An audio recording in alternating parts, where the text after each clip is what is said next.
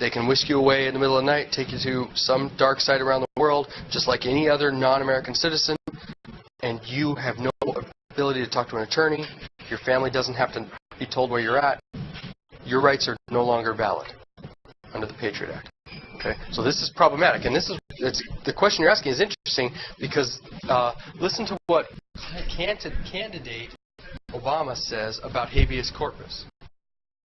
Second point, our legitimacy is reduced when we've got a Guantanamo that is open, when we suspend habeas corpus.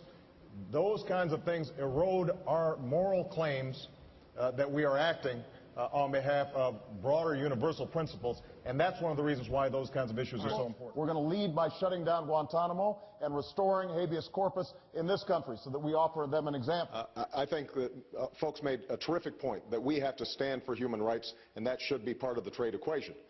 It is harder for us to do it when we have situations like Guantanamo, where we've suspended habeas corpus. To the extent that we are not being true to our values and our ideals, that sends a negative message to the world, and it gives us less leverage then when we want to deal with countries that are abusing human rights. So I think it's part and parcel with a larger program of us restoring the traditions that made this country great and made us admired around the world. So habeas corpus, it's basically a writ requiring a person who's being detained to be brought before a judge to determine whether or not that person's liberty is being violated unduly. Right? It's a protection against illegal imprisonment. And so if you suspend habeas corpus, then you are allowing someone's imprisonment to continue without them standing before a judge and defending themselves against it. An American citizen, under the PATRIOT Act, American citizen that is listed as an enemy combatant has no habeas corpus right, just like a non-citizen. Okay. If you look at habeas corpus is also the writ of habeas corpus is also a writ of liberty, called a writ of liberty. If you look at Constitution Article 1,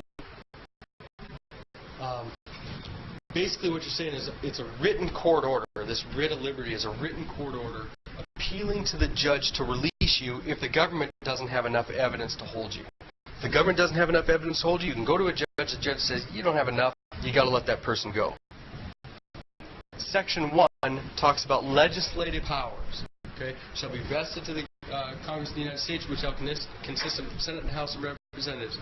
Under Section 9, so Article 1, Section 9, Clause 2, powers denied to Congress. The privilege of the writ of habeas corpus shall not be suspended. Notice, this isn't in the amendments. This is in the initial body of the Constitution. Shall not be suspended unless when in cases of rebellion or invasion the public safety may require it. Okay? It says here, this is powers of Congress. The President does not have the constitutional authority to suspend the writ of habeas corpus. Doesn't have the authority. Although the presidents who write an executive order or something trying to suspend habeas corpus for a certain individual, the presidents do not have that power constitutionally. Only Congress can do that, and only under very limited cases. Okay? Go to this one. U.S. prepares to lift ban on Guantanamo cases. This is today's New York Times. I was reading the New York Times today, found this article, and thought, well, it's probably relevant here. The administration is also preparing an executive order again to create a parole-like board for periodically reviewing the cases of the nearly 50 detainees who would be held without trial. So we already know there's going to be around 50 people that we're going to hold without trial, even after we start transferring all these trials to criminal court. There's going to be about 50 guys we're not going to try because, as President Obama said, maybe some of the evidence is tainted, but we still need to hold them.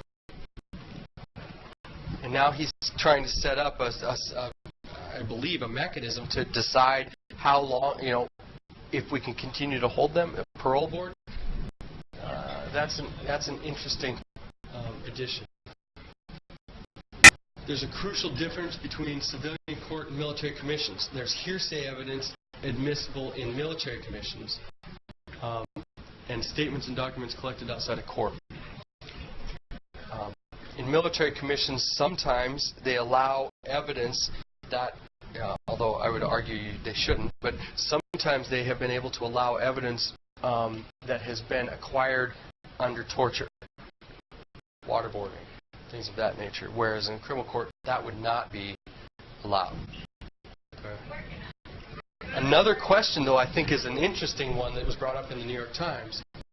This case that they're talking about prosecuting would test another legal proposition, whether a state of war existed between the United States and Al-Qaeda at the time of the Cole bombing, right, the USS Cole, whether a state of war existed, because that if they're going to try this in a military tribunal, those military tribunals can be called in a state of war. We haven't formally declared war. And so, could they say this happened before September 11th, 2001? Can we still make the military tribunal argument? This is going to be interesting. I would guess the federal government is going to say yes, they can. But I think it's an interesting question. Listen to this discussion between Alberto Gonzalez and Arlen Specter. Question as to why.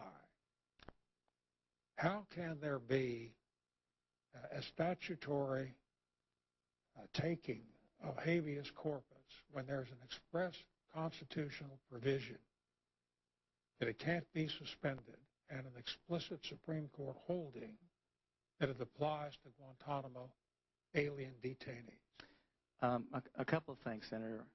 I believe that the Supreme Court case you're referring to dealt only with the statutory right to habeas, not the constitutional right to habeas. Well, you're not right about that. It's plain on its face. They're talking about the constitutional right to habeas corpus.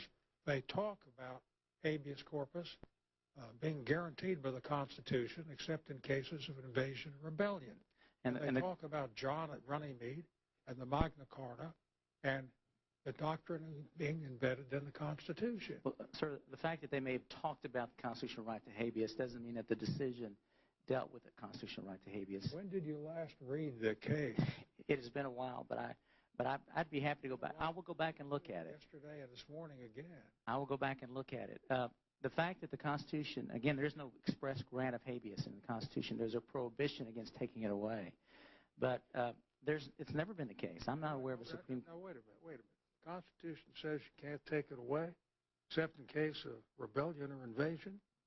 Doesn't that mean you have the right of habeas corpus unless there's an invasion or rebellion? I meant by that comment, the Constitution doesn't say every individual in the United States or every citizen is hereby granted or assured the right to habeas. It doesn't say that. It simply says the right of habeas corpus shall not be suspended except by... You may be treading on your interdiction and violating common sense, Mr. Attorney.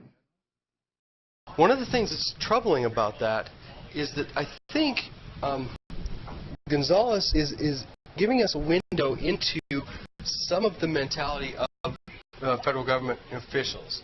In that, he's saying the Constitution only says that it can't be suspended, but it doesn't say that every person has that right. Well, it doesn't. That's a problematic statement. But if you think about it, that seems to be consistent with much of what is read into or not read into the Constitution. If you look back at the Declaration of Independence and the beginning of the Constitution, that they say these rights are universal rights. We were endowed by our Creator with certain unalienable rights. Okay? So that's the premise, that we have these things as part of being human.